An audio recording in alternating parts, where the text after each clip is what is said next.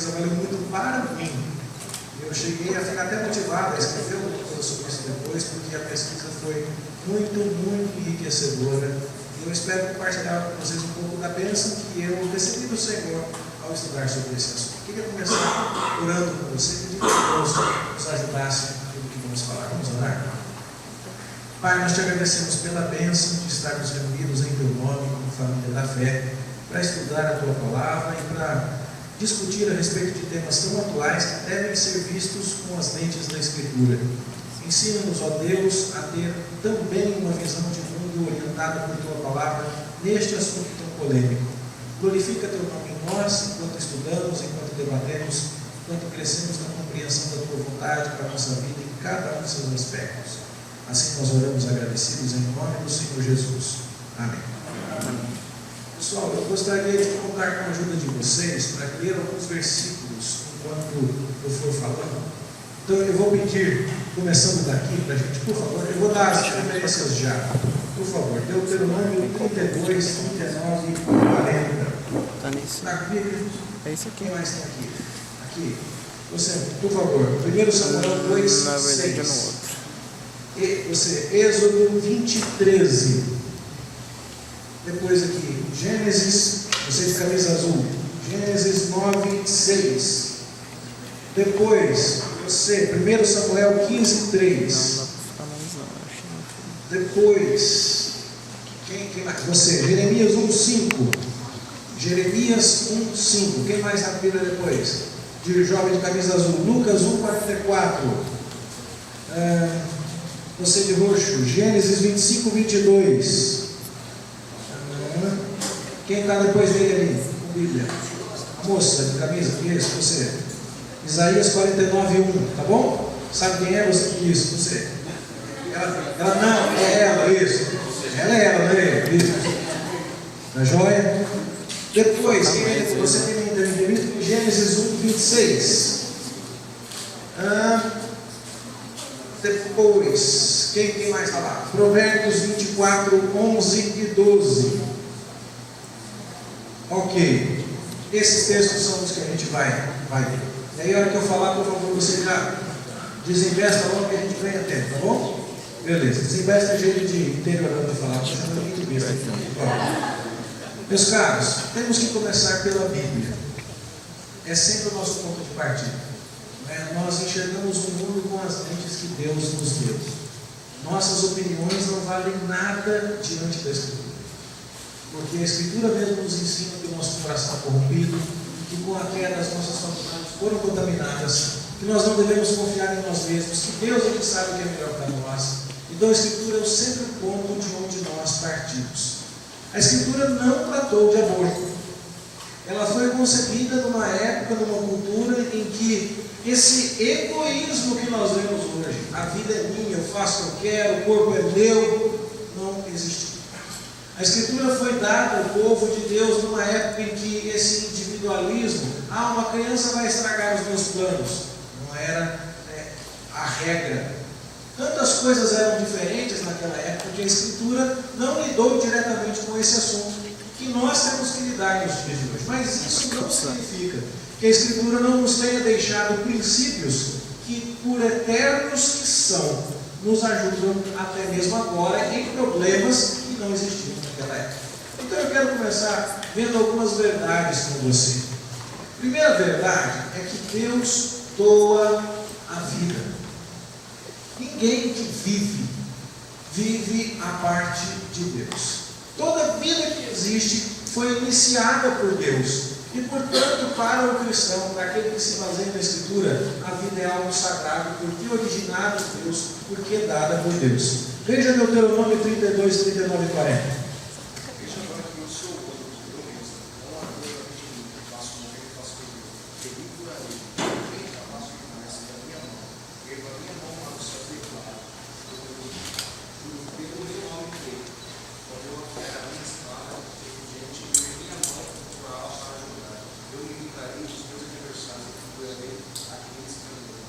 Você leu aí, faço morrer e faço viver. Deus está dizendo, quem tem autoridade para fazer alguém nascer, para fazer alguém viver, ou para fazer alguém morrer, sou eu. Isso já lança para nós um princípio, né? Som? Lança para nós um princípio. Som? Isso já lança para nós um princípio. Ninguém tem a autoridade de usurpar uma vida humana a não ser o doador dela. Aquele que faz viver e quem tem direito de fazer morrer. Esse já deve ser um princípio geral para nós. Quando Ana, a mãe do profeta Samuel, concebeu depois de sua esterilidade tão dolorosa, ela falou algo semelhante em 1 Samuel 2,6. Quem está com esse texto? Por favor. O Senhor é quem tira a vida e a dá, faz descer ao chão a sepultura e da morte resgata. Viu? Deus tira a vida, Deus dá. Essa é uma prerrogativa divina. Então, isso devia ser claro para nós. É tão claro isso para Deus, que nos 10 mandamentos há um específico a respeito disso, que a gente vê lá em Êxodo 20, 13. Por favor. Não matarás. Não matarás? Você conhece isso, tá certo? Esse assunto é um assunto tão sério que Deus não tratou disso meramente na época de Moisés. Eu já tinha falado isso desde lá o Jardim do Éden, quando Caim matou Abel, e ele então coloca uma marca sobre Caim e tudo mais, e o amaldiçoa a perambular, errante e tudo mais, não é? Mas isso é bem repetido e bem enfatizado na época de Noé, quando depois de ter ceifado todas as vidas humanas, à exceção da família de Noé, quando Noé sai da arca, Deus fala: Noé, a vida humana é sagrada. Nenhum dos seus descendentes tem o direito de sair matando aí, não.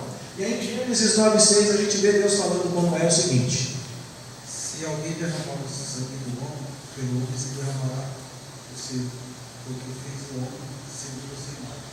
Está vendo? Se alguém derramar o sangue de um homem, vai ter que morrer. O assassinato deve ser punido com a morte, porque a vida é sagrada para Deus. Então a gente já tem uma janela aqui. Tem ocasião que é lícito matar? Tem. Vocês já discutiram pena de morte aqui, né? O Lucas me falou. Eu entendo. Deixa eu perguntar antes, né? O palestrante era favorável, né? Ainda bem. Certo? Aí existe ocasiões em que é lícito matar. A Escritura está dizendo exatamente isso.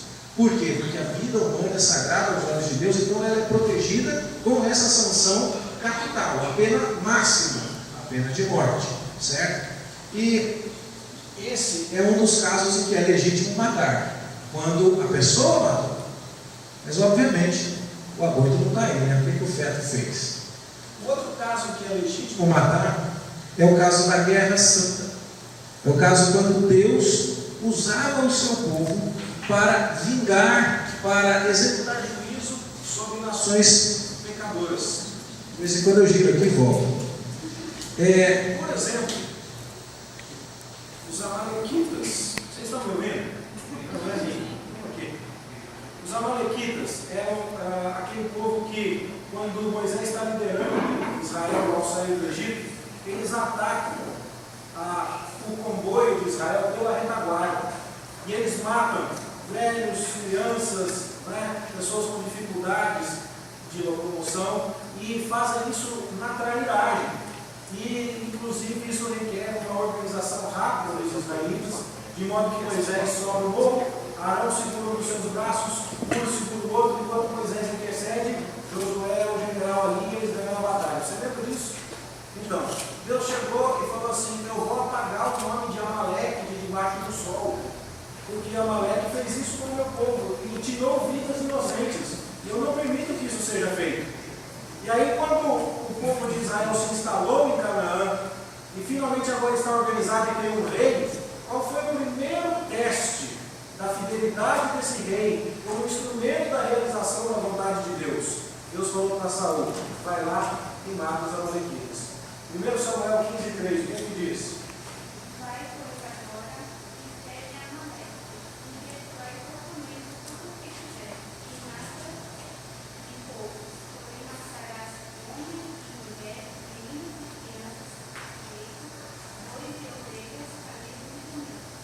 Veja, apesar de defender a sacralidade da vida, de dizer eu é quem dou a vida e eu é quem atiro, há ocasiões na Bíblia em que o mandamento não matarás, ele não é descumprido.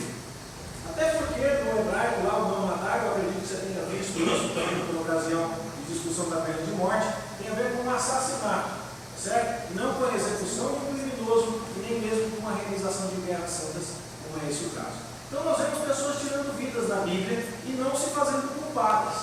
Quando? A execução de um assassino ou então no caso da guerra santa. Mas as exceções só servem para confirmar a regra. A regra de que Deus é o doador da vida e que não se tira uma vida humana incumbente, porque ela é sagrada aos olhos de Deus. O Catecismo Maior de Westminster, que acredito que vocês o conheçam, ele tem aquelas perguntas que nos ajudam a estudar os mandamentos e vários outros pontos da nossa doutrina. E a abordagem do Catecismo é muito interessante. O Catecismo nos ensina a pensar nos mandamentos assim. Toda vez que Deus dá uma proibição, há uma ordem embutida de forma contrária. Por exemplo, não terás outros deuses diante de mim, é uma ordem negativa. Não terás outros deuses. Qual seria a ordem positiva que nós podemos deduzir licitamente da ordem negativa? Você precisa me ter como o seu único Deus. Não é uma ordem positiva que você extrai da negativa? E o Catecismo então fala assim: e quanto ao não matarás? O que é que você pode deduzir positivamente desta ordem negativa? Estamos na pergunta de número 135. Veja, quais são os deveres exigidos no sexto mandamento? Todo cuidado, todos os esforços legítimos para preservar a nossa vida e a vida de outros. A resistência a pensamentos, propósitos, o controle de paixões e a evitação de ocasiões e tentações e práticas que tendem a tirar injustamente a vida de alguém.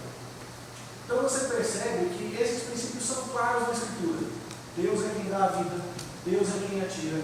E embora haja exceções onde é legítimo tirar a vida de alguém, como a pena de morte, como a guerra santa, a vida humana é sagrada. E o mandamento negativo, não matarás, tem por conclusão contrária necessária a ordem positiva de que nós devemos fazer de tudo para preservar a vida de alguém. Isso inclui matar o assassino, para que ele não venha fazer isso de novo, para que os demais temam, para que ninguém se aventure a tirar outra vida desnecessariamente.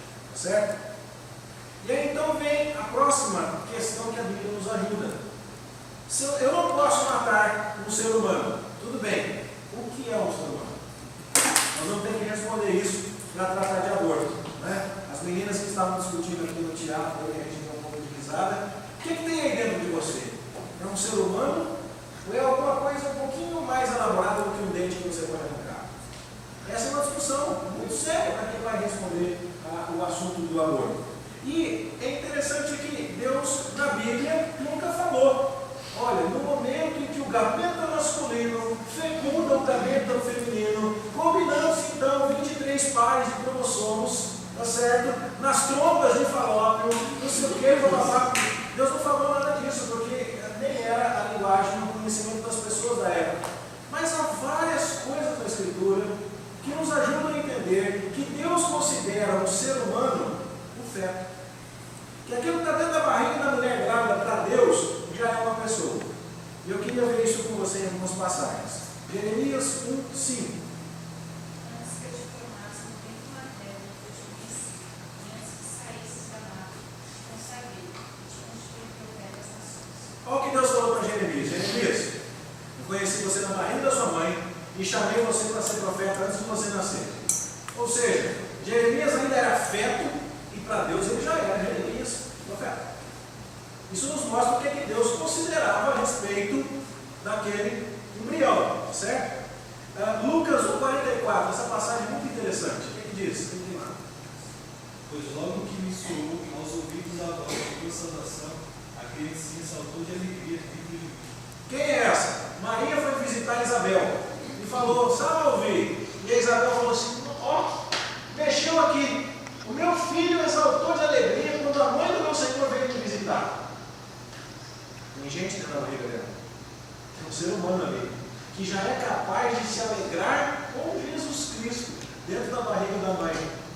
E a Bíblia que está nos dizendo que é assim, ela não está enganada.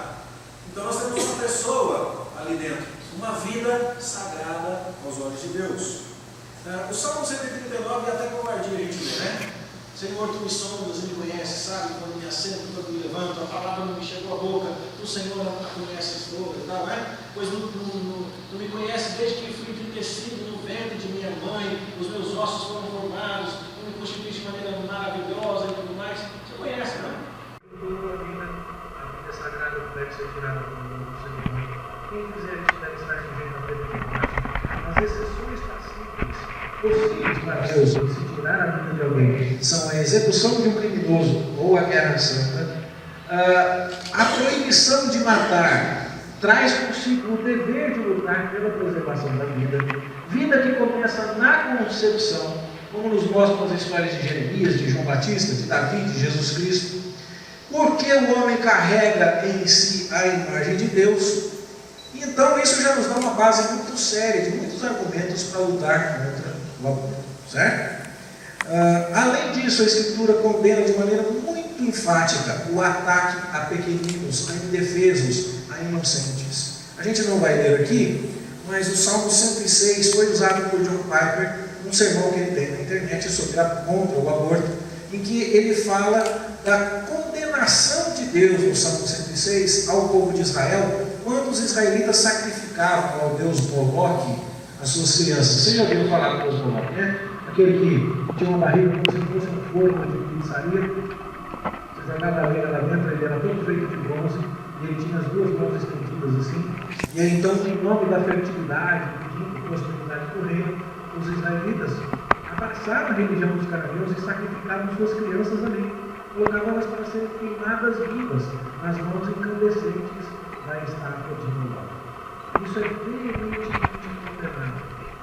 Isso porque a criança, mesmo na recém-nascida, mesmo que ela ainda seja só um ser humano em suas potencialidades, não está tudo desenvolvido, é uma vida sagrada aos olhos de Deus e é uma tremenda abominação, um ataque contra alguém que não pode se defender. Aí mais um princípio que nós temos em perspectiva na Escritura. Por isso, no livro que depois eu vou recomendar para você, no finalzinho eu vou ter uma parte de bibliografia para quem desejar saber mais sobre o assunto, um livro chamado Sangue Inocente. Foi muito interessante o insight de uma lei mosaica que está lá em Deuteronômio capítulo 21. Esse texto eu não pedi para ninguém ler, porque ele é comprido. Mas a gente olha a lei assim, no primeiro momento e fala, Deus pediu cada coisa esquisita para Moisés, né? A gente fala, ainda bem que eu estou no tempo, né? Da lei já cumprida em termos cerimoniais. Mas qual era a lei? A lei é que se você estivesse andando pelo território de Israel e encontrasse um cadáver que não sabe quem foi que matou, você tinha que localizar a cidade mais próxima, ir até lá, convocar os anciãos daquela cidade, e os anciãos daquela cidade iam realizar um sacrifício, pedindo perdão a Deus pela morte daquele cadáver indigente lá. O INL de Israel não funcionava sem eles ter um sacrifício em favor do decújo desconhecido lá, do Ansam, para quem assiste o irmão mais amplo do subject. Tinha que ter. Por quê? Porque a gente não sabe quem foi que fez isso, mas a gente sabe que Deus não está de acordo com essa história.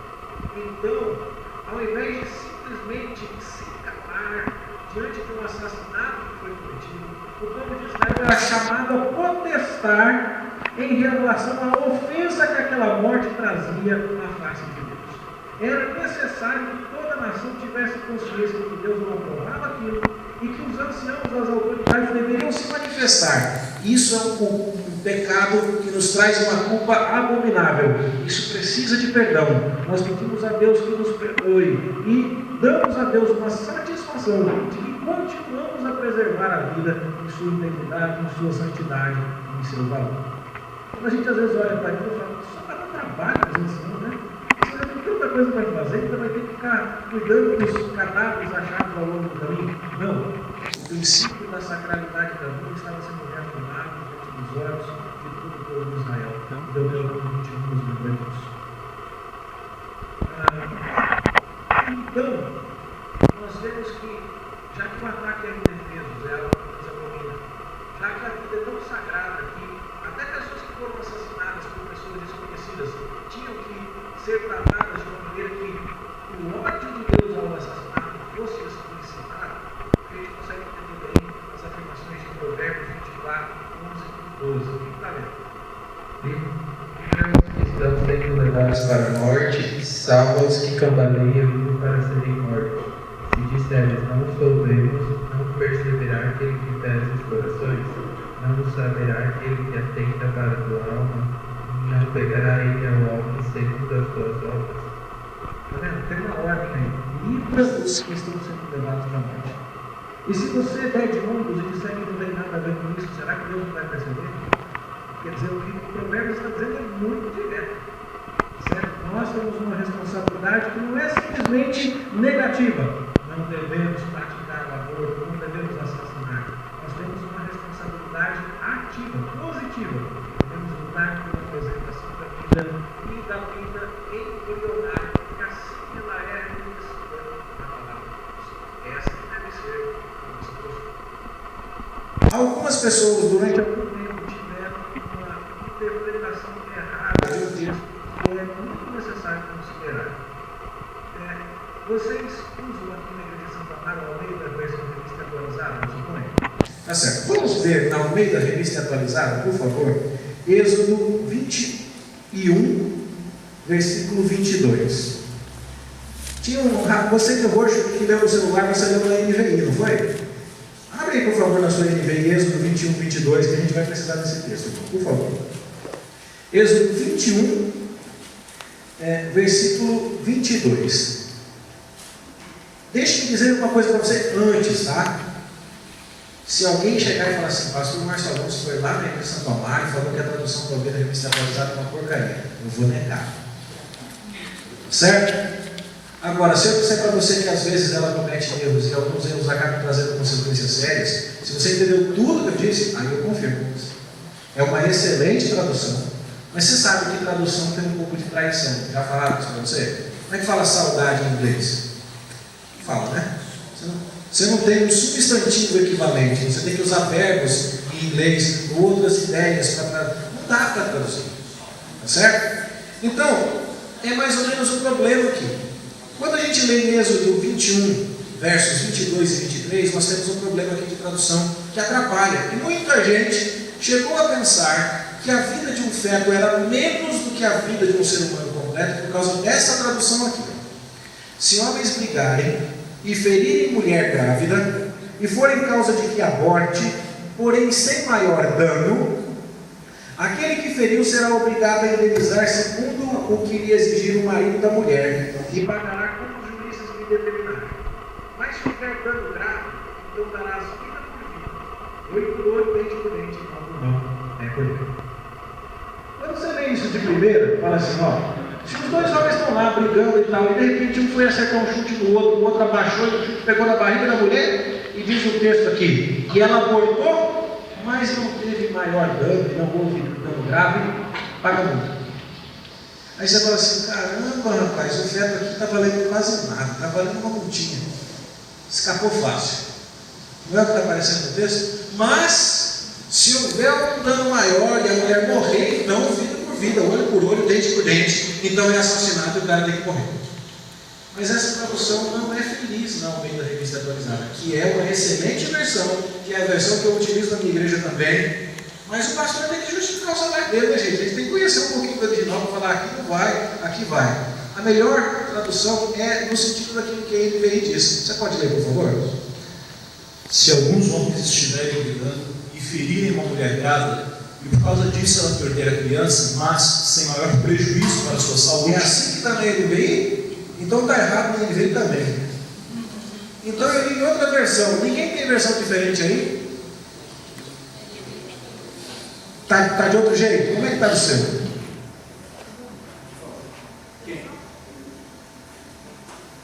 Se homens brigarem, ferirem uma mulher grávida, e ela der à luz prematuramente, não havendo, porém, dano sério, o ofensor pagará a indenização que o marido daquela mulher exigir, conforme a determinação do juiz.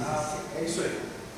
Então, eu acho que assim não é NVI, então. Ou é uma NVI meio cover, é genérica, sei lá. A dele é NVI gourmet. Mas a NVI que eu li lá em casa é essa aqui, ó. Se eles brigarem, acertarem a barriga da mulher e ela der à luz prematuramente, mas não tiver maior dano, houve um prejuízo gestacional. A criança passou menos tempo do que devido na barriga da mãe, mas a criança não morreu.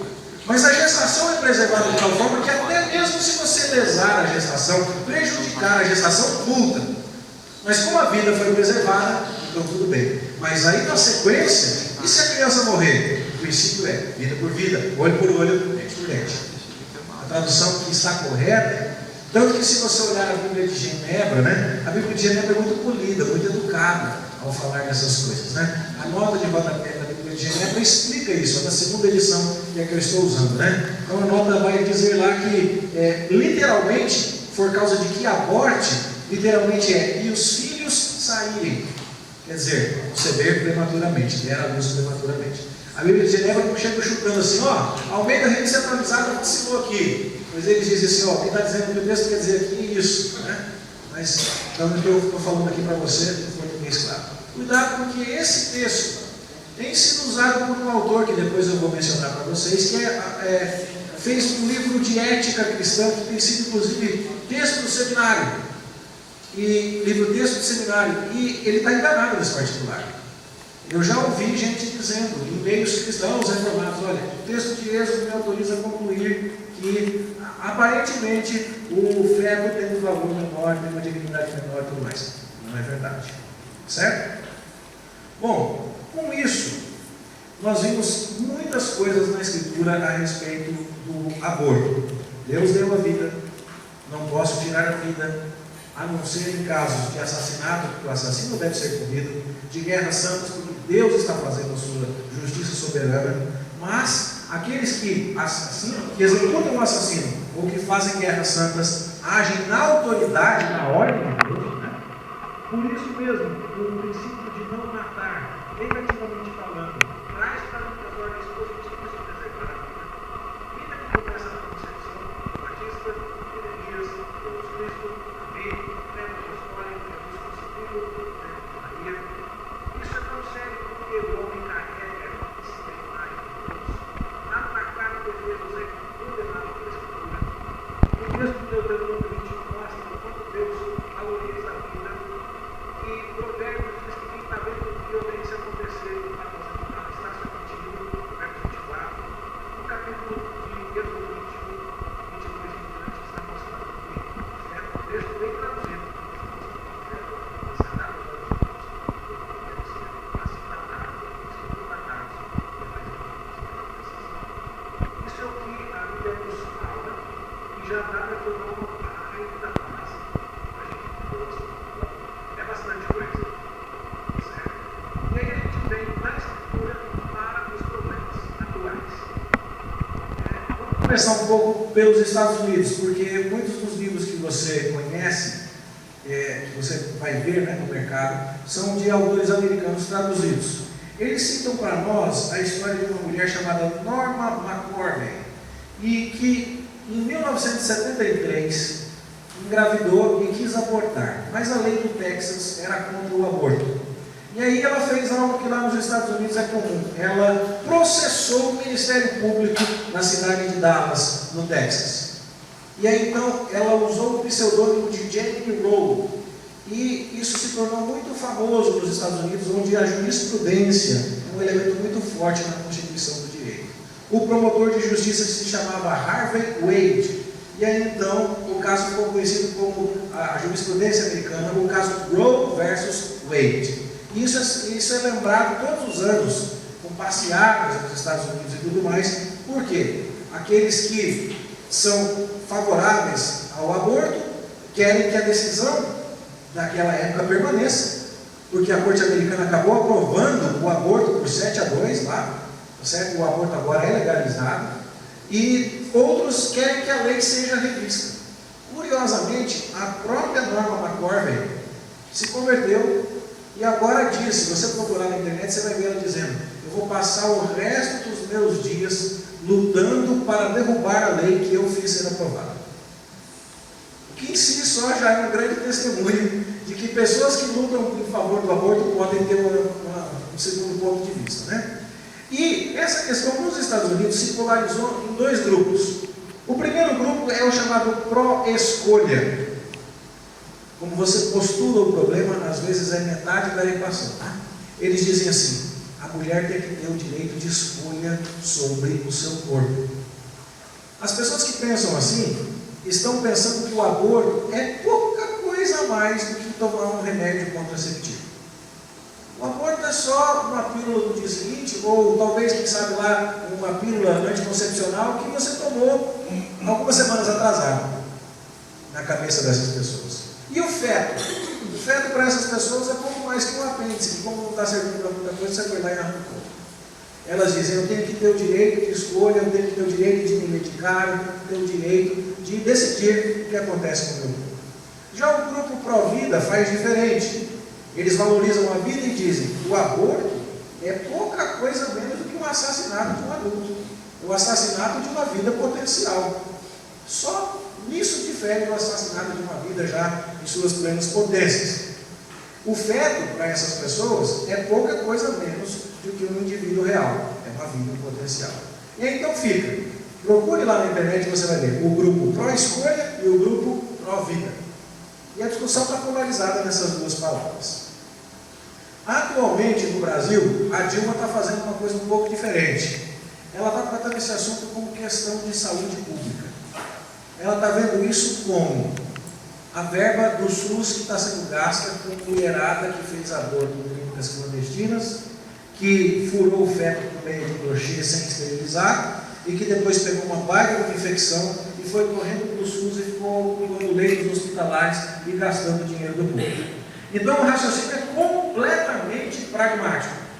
Gente, o SUS precisa ter sossego. É melhor gastar dinheiro logo no começo, faz o aborto decente de uma vez só, não dá manutenção, não dá remédio, não dá isso, não dá aquilo. E então eles estão tentando classificar isso para nós como se o aborto fosse uma questão de saúde pública. Vê como cada pessoa, dependendo da sua linha, trata o aborto por um enfoque. Uns dizem assim, é meu direito escolher meu corpo. Outros dizem assim, é nossa obrigação valorizar a vida. Outro vai lá e diz assim, não, esse é um problema de saúde pública, gente, nós temos que ver as contas do governo. A resposta cristã tem que ser qual? Tem que ser a partir de qual referência? Qual? A Bíblia. A nossa resposta tem que vir da Bíblia. E a Bíblia, a gente foi por isso que a gente começou com ela. Tá certo? O Brasil, então, nessa questão de saúde pública, deu até alguns avanços nesses últimos anos. Em abril de 2012, o Supremo Tribunal Federal aprovou o aborto de anencéfalos. Então, aquelas crianças que não é que nascem sem cérebro, viu, gente? Eu estava estudando, pesquisando esse negócio. Elas nascem com um comprometimento cerebral muito grave, mas elas não vão nascer mortas. Tem muitas crianças que nasceram com anencefalia e que viveram até 2, 3 anos de idade. Tá certo? Tiveram limitações severas, restrições severas de movimento, dificuldades de deglutição e outras coisas? Sim. Mas eram vidas humanas com potencialidade para desenvolvimento. Não até a juventude, até a fase adulta, não. Mas eram vidas humanas. E a essas alturas o Supremo Tribunal Federal já aprovou o aborto de anencéfalos. E essa história de que é uma questão de saúde pública foi determinante no voto dos ministros do Supremo Tribunal Federal que votaram a favor da medida.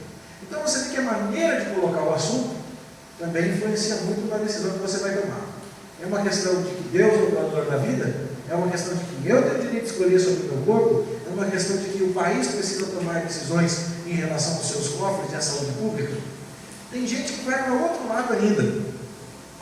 O problema da violência, e para nosso susto e decepção, Edir Macedo tem um vídeo na internet em que ele fala sobre o aborto. Sabe qual é o ponto de vista dele? Ele diz assim, eu prefiro que morra logo cedo do que crescer uma criança que não vai dar amor, não vai dar carinho, depois vai ser revoltado e depois vai dar trabalho para a polícia e vai ser mais um marginal aí. É melhor passar a régua e esticar o mal pela raiz. Então, esse é o argumento dele. E ele diz, então, depois que se aprovou o aborto em Nova York, a criminalidade caiu. Por quê? Porque tinha menos criança revoltada por aí para dar trabalho para a polícia. Então pode. Se você começar a pensar de maneira pragmática, você então está perguntando se dá certo, e não se é certo, o lugar onde você vai parar é muito perigoso. E ele está defendendo isso com todas as letras, sem nenhuma vergonha na internet, que está falando que é a favor do aborto. E isso desemboca na situação atual do nosso país. A lei brasileira diz que aborto é permitido, é legal, não é crime. No caso de estupro da mãe, no caso de risco de morte da mãe, não é arriscado é morrer, certo? Então a gente serve falar risco de morte da mãe. E no caso de anencefalia.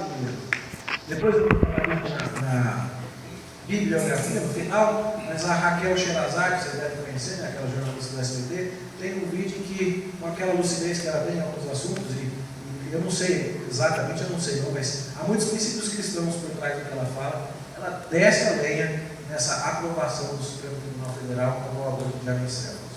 Hoje, no Brasil, o nosso país diz: se a mãe foi estuprada, se a mãe pode morrer nessa gestação, ou se a criança vai nascer com anencefalia, o aborto é permitido.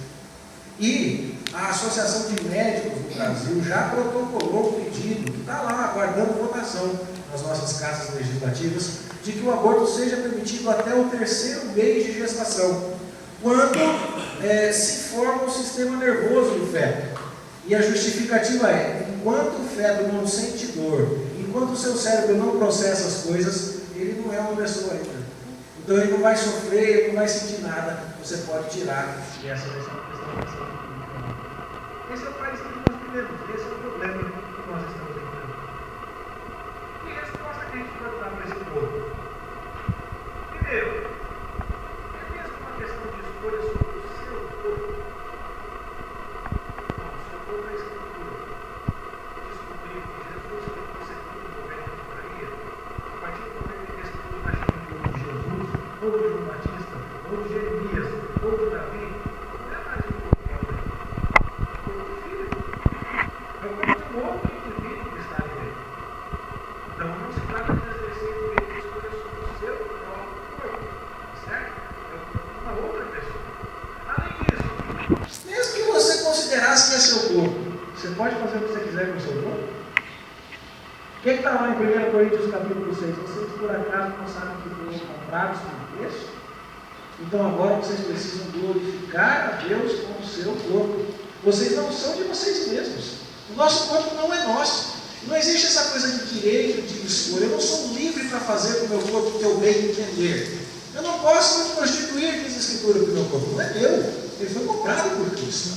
Então esse argumento é falacioso, ele é enganoso em várias questões. Direito de escolha sobre o meu corpo. Primeiro, o corpo não é nosso. Ele pertence a Deus, que o comprou em Cristo. Essa é a resposta cristã. Segundo, vamos levar a lógica do abortista ao extremo. Essa é uma técnica de filosofia. Você pega o que a pessoa falou e leva aquilo às últimas consequências. Então o corpo é seu, você pode tirar de lá de dentro quem você quiser? A lógica abortista então quer dizer: o carro é meu, eu atropelo quem eu quiser.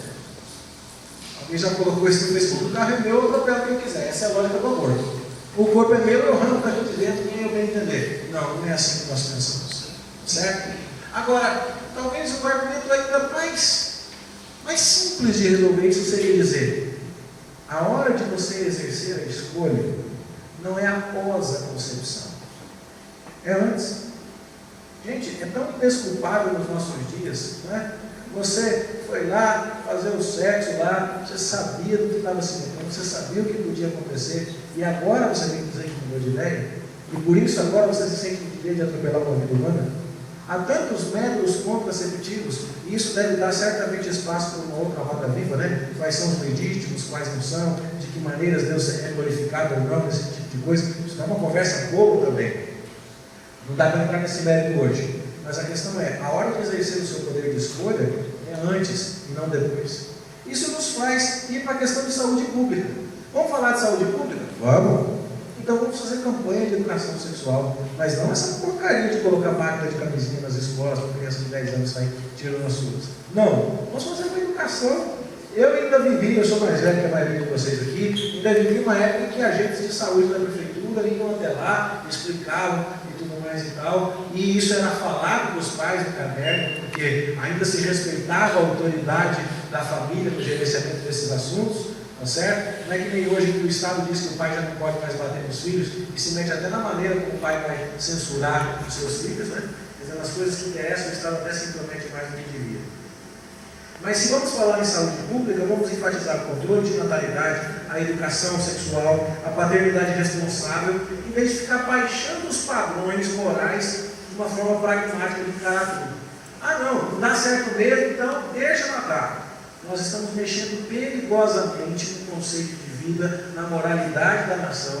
E John Stott, comentando esse assunto do livro que depois eu vou recomendar, dizia: o Império Romano foi extirpado e chegou ao seu fim, em grande parte por conta da sua decadência moral.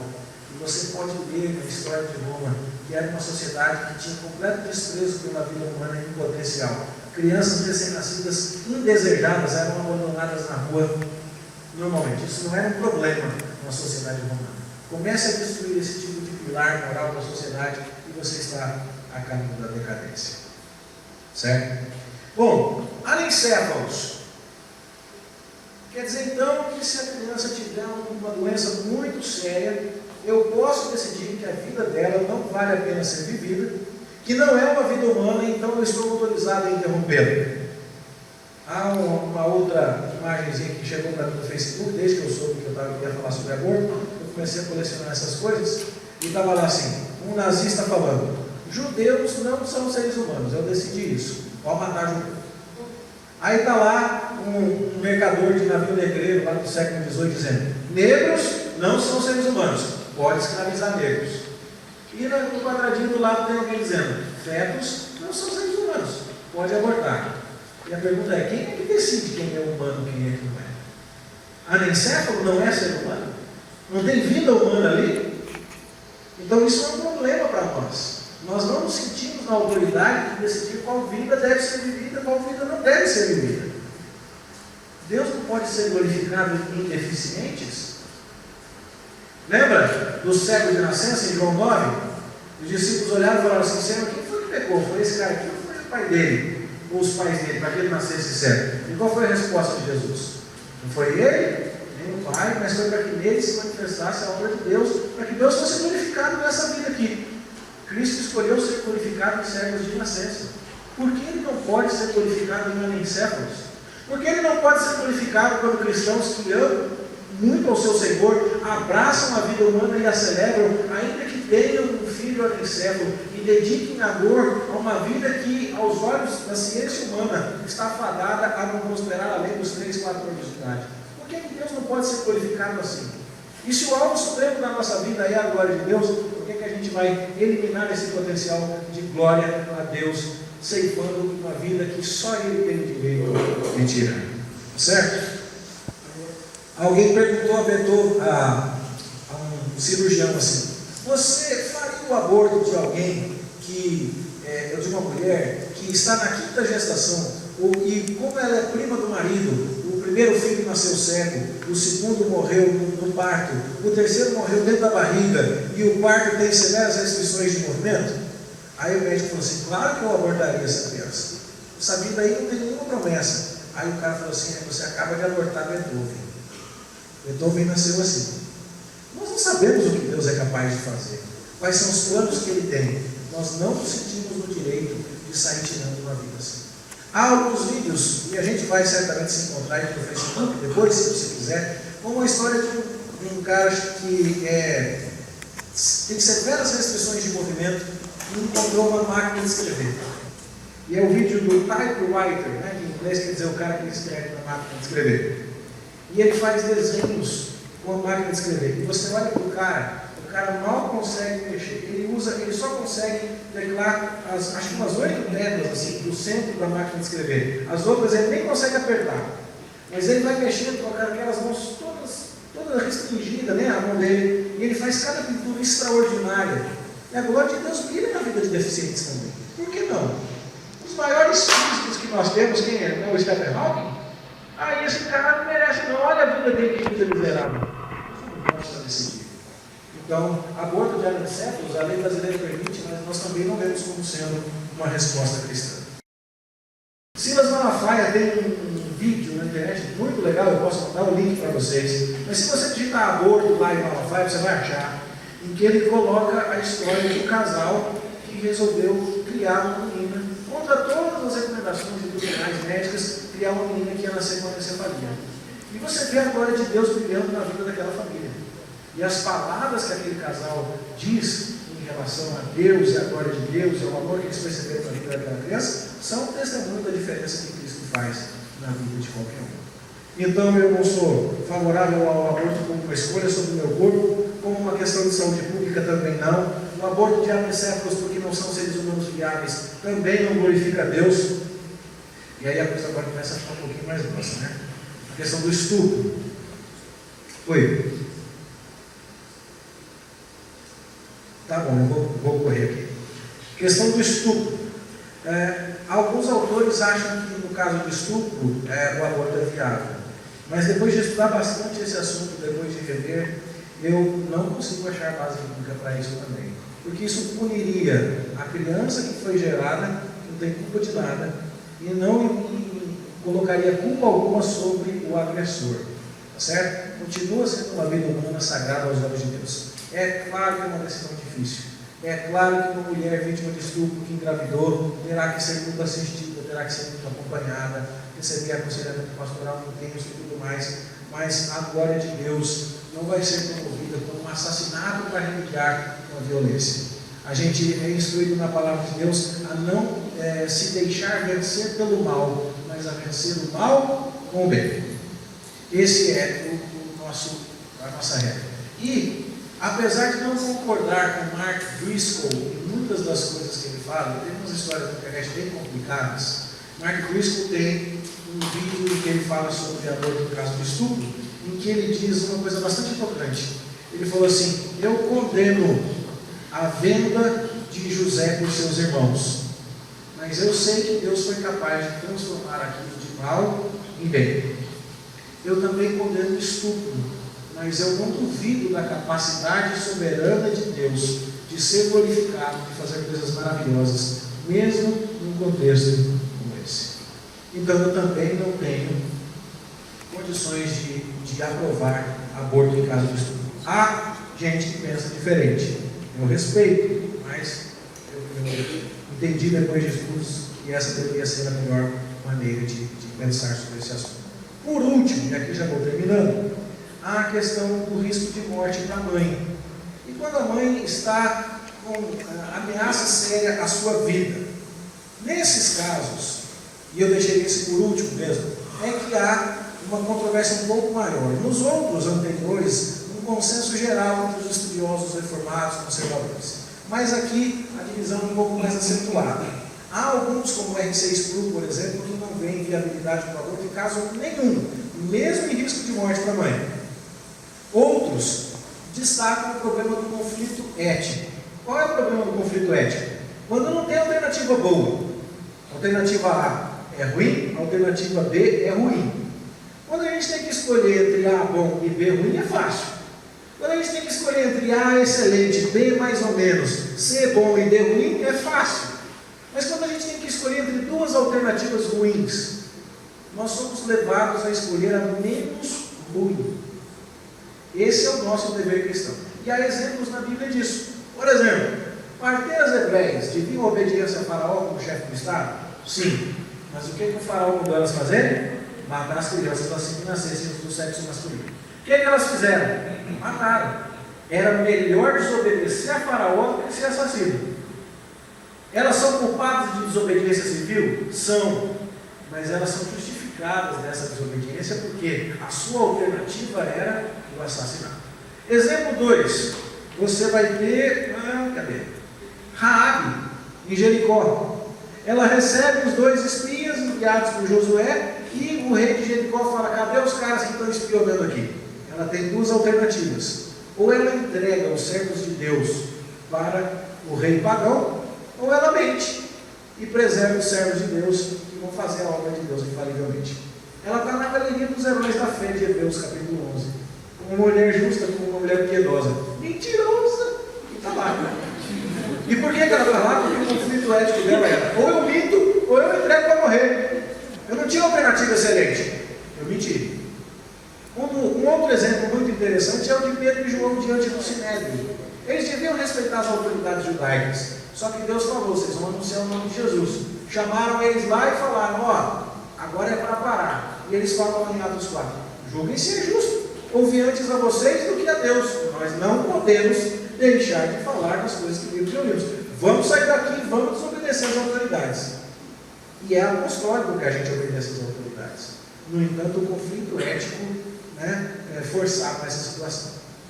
Essa parece ser a única situação em que, por causa do conflito ético, alguns autores, que eu entendo assim, apesar de não ter escrito sobre o assunto, o aborto pode ser permitido.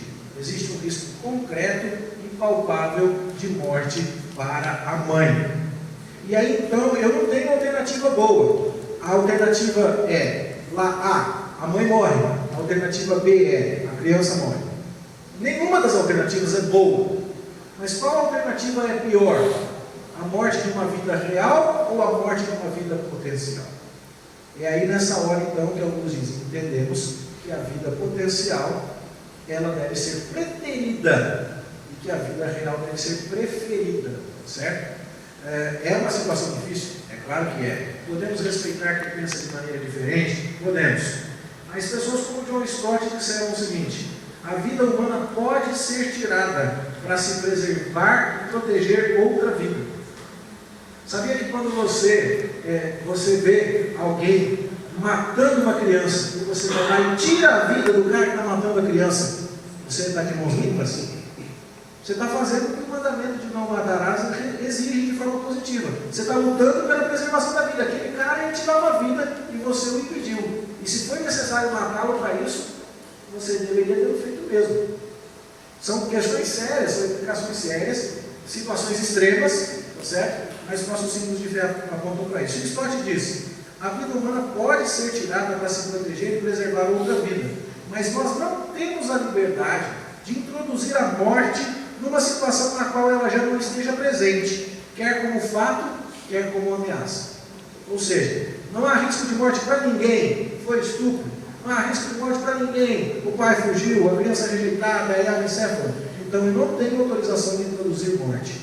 Mas há um risco real de morte para a mãe, ou de morte para a criança. Nesse caso eu sou autorizado a introduzir a morte, dentro de um conflito ético, escolhendo a alternativa menos ruim. Com isso a gente continua amigo, a gente vai no mesmo céu sem problema, mas eu sou inclinado a concordar com esta última posição a respeito do aborto. Um minutinho só para eu terminar, Lucas. Só que esse tipo de conversa, ela vale para nós. Quando você vai conversar sobre aborto com alguém que não tem a Bíblia como regra de fé e prática, não adianta citar versículos, não é verdade? Esse papo não adianta. Então, algumas dicas na nossa conversa com eles. Então o anencefalo não vale a pena? Uma vida que não vale a pena ser vivida? Então, olha, quem é que decide qual vida vale a pena ser vivida, qual vida não vale? Quem é que vai estar com essa, vai segurar essa régua na mão? Hitler segurou e falou: vida de judeu não vale a pena. Os brancos seguraram e falaram: vida de negro não vale a pena. Hoje somos nós dizendo: vida de anencefalo não vale a pena. E o dia que alguém falar que vida de brasileiro não vale a pena? Vai ser só uma questão de lógica para eles. Então isso para nós não serve. Outro exemplo: história. A história fala. Analise a história de Roma e veja que a queda dos padrões morais lá naquele grande império foi refletida na maneira como os recém-nascidos eram tratados e como isso trouxe aquele império à sua decadência. Depois, esse é o direito de escolha. Escolha desde o começo. Escolha responsavelmente, enquanto a única pessoa envolvida nessa escolha é você. Então invista em métodos contraceptivos e nós, apesar de não apoiarmos a imoralidade que vai resultar da sua não concepção, porque sexo para nós tem lugar certo para ser desenvolvido, nós ainda entendemos que esse é o mal menor. Respeitamos a sua liberdade de viver a vida promíscua que você quiser, mas não podemos entender que você tem liberdade para assassinar quem você quiser. E por último, a nossa resposta cristã não pode ser apenas a proibição. Como a gente vê a respeito dos mandamentos, que uma ordem negativa tem uma implicação positiva, a nossa postura de dizer que nós somos contrários ao aborto deveria nos levar a uma atitude de acolhimento das gestantes adolescentes, daquelas que foram repudiadas por seu esposo, daquelas que foram vítimas de violência sexual. Nós deveríamos ser aqueles que apoiam as organizações que acolhem as grávidas vítimas de estupro e tudo mais. Ou seja, a nossa atitude não deve parar no discurso. Nós nós devemos ter uma atitude ativa, né, em relação a esse assunto diante da sociedade. Então, irmãos, o que eu pesquisei para falar para vocês assim, batido no liquidificador, torcido e trazido aqui para servir a mesa, foi isso. Depois eu vou apresentar uma bibliografia, que tem alguns livros aqui, né? O John Stott escreveu sobre isso, Norman Geisler, o Sproul, há vários livros aqui. Eu listei 9 fontes que você pode pesquisar sobre isso. Depois, se você quiser, você pode procurar, porque é sempre bom. Saber é bom, mas às vezes é melhor ainda ter o telefone de quem sabe mais, né? Então a gente vai lá e busca mais informação. É importante anotar essas coisas. O que eu tinha para dizer aos irmãos é isso, né? Qualquer pessoa inteligente entende tudo isso que eu falei de primeira. Alguém tem alguma dúvida? Pessoal, as perguntas agora, a gente vai ter um tempo. Então, como todo. Boa noite, pastor. Boa noite. Eu estava assistindo o jornal ontem, Sim. por incrível que pareça, estava falando sobre um caso de aborto, né? É uma moça que está grávida e os bebês são siameses. Certo. Só que os órgãos das crianças são, a maioria, um só, inclusive o coração. Uhum. E eles proibiram, né, não liberaram que ela abortasse as crianças, mas os médicos que estão assistindo ela desde o início da gestação, eles falaram que a maior probabilidade é que eles morram no parto. Se eles não morrerem, eles morrem em poucos dias de vida, ou se ainda assim esperarem e acontecer de eles terem um pouco mais de tempo e resolverem fazer a cirurgia de separação, eles morrem. Então, de qualquer jeito, em algum momento eles vão morrer. E os médicos falam que vai ser bem pequeno o período de vida deles. E eles ainda falam que se a mãe tiver o bebê, ela vai ficar estéril. Agora, o porquê não explicou na reportagem, né? Mas ela vai ficar estéril. Então, assim, se fosse um caso de uma pessoa próxima, que a gente conhece, o que a gente orientaria, como a gente aconselharia essa mãe nesse caso? Aconselhamento de situações assim sempre precisa ser feito com um certo tempo. Você fala a verdade para a pessoa, não vai ser uma conversa de 1 hora, 2 horas com ela, ela vai sair dali com tudo resolvido, né? Todos nós, às vezes, precisamos de tempo para processar as verdades, né? E às vezes tem a pessoa que fala para a gente, né? E a gente não dá muita bola na hora, aí o outro fala a mesma coisa, a gente não dá bola. Quando vem a terceira pessoa fala, parece que a ficha caiu, né? Aí a primeira pessoa diz assim, mas eu falei isso para você, eu não primeiro, você não deu bola, porque às vezes a gente leva tempo para processar.